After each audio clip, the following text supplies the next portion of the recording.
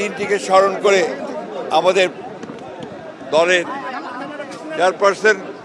দেশনেত্রী বেগম খালেদা জিয়া, যিনি অত্যন্ত অসুস্থ, তার পক্ষ থেকে, আমাদের ভারপ্রাপ্ত চেয়ারম্যান জনাব তারেক রহমানের পক্ষ থেকে, বাংলাদেশ জাতীয় দলের সকল স্তরের নেতাকর্মীদের পক্ষ থেকে আমরা আজকে এই শহীদ বুদ্ধিজীবী স্মৃতিসৌধে এসে আমরা শ্রদ্ধা নিবেদন করেছি, শপথ গ্রহণ করেছি যে আমরা যে কোনো মূল্যেই